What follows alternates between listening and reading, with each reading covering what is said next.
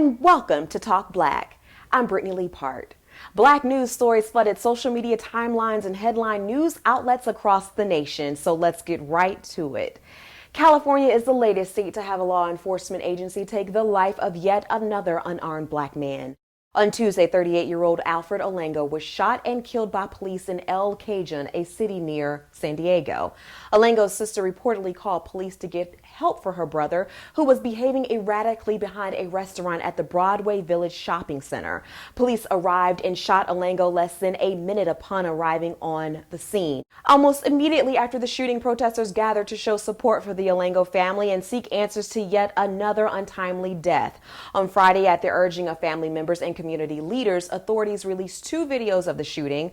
The videos show the officer fired 4 times at close range almost immediately after Olango suddenly raised both hands to chest level and took what was described as a shooting stance. In addition to the videos, police also showed the 4-inch electronic cigarette device Olango had in his hands when he was shot. The Reverend Shane Harris of the civil rights organization National Action Network said the poor quality of the videos and the fact that they were shot at a distance did not clarify what sparked the shooting and will likely make people angrier. And the fact that the released video of police shootings like the one of Olango can spark outrage is why new legislation was signed in North Carolina, preventing the public from having access and seeing the footage.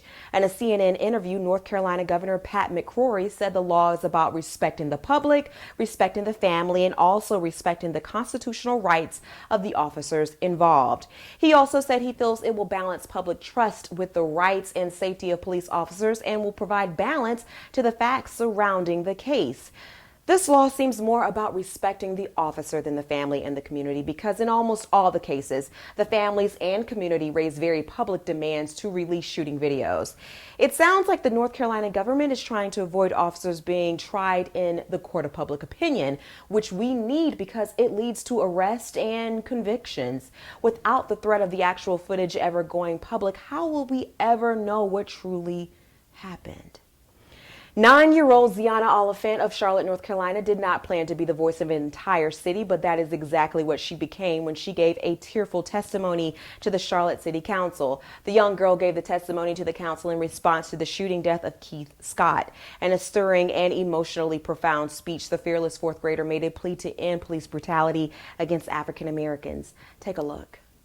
I come here today to talk about how I feel.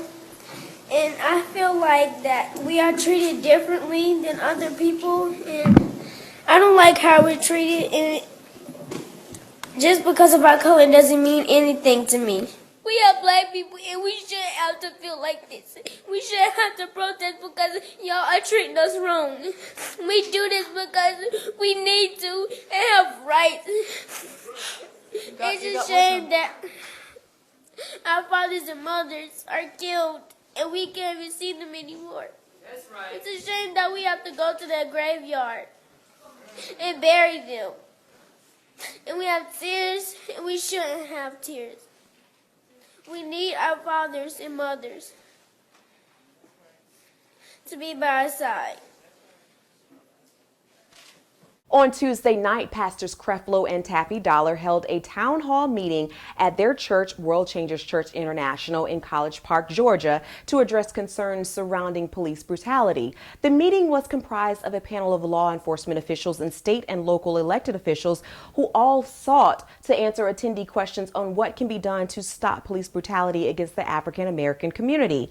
Though attendees were not able to answer their questions live, they were able to write them down on note cards, which were filtered before being answered by the panelists. Towards the end of the event, Dr. Dollar spoke on the concerns and what he felt was the cause and solution to the growing epidemic. Racism is a spirit of hatred. It's a spirit of division. It's a spirit of division magnified in hate.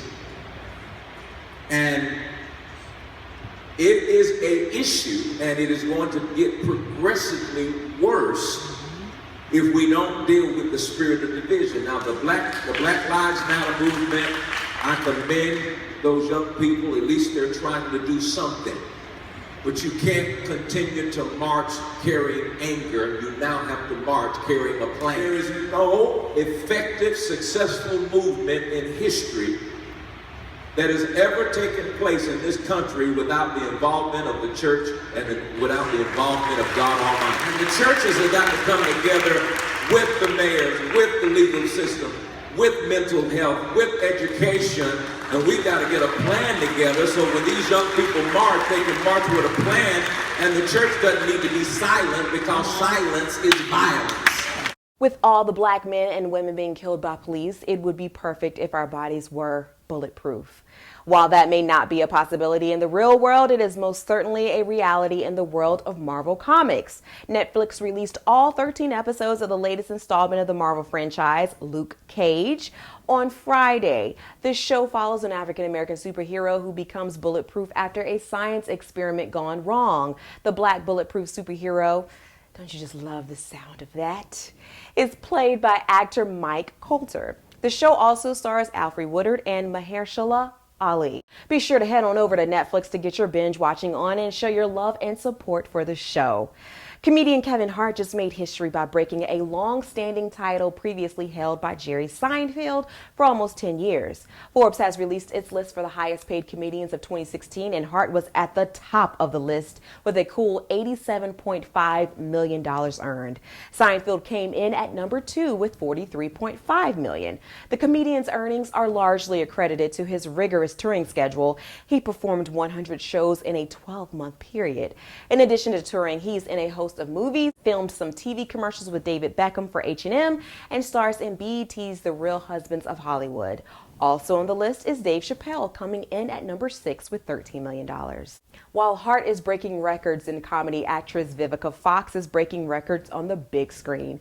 Fox will become the first African-American woman to play the President of the United States in a major motion picture. She has signed on to play the President in the sci-fi flick Crossbreed, which is about a group of retired military war heroes who are sent to retrieve an extraterrestrial being from an illegal medical facility using its DNA to manufacture weapons. The movie will begin filming this month.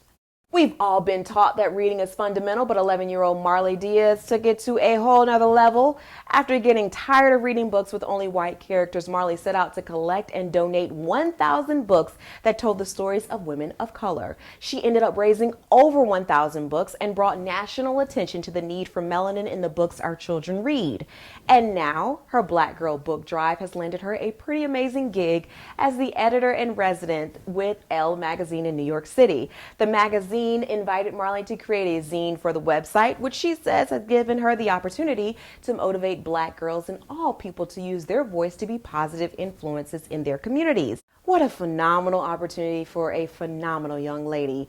We are looking forward to seeing the impact she makes on our community and the world. Well, that's it for this week's edition of Talk Black. Remember, in order to see the change, you must be the change. Have a great week.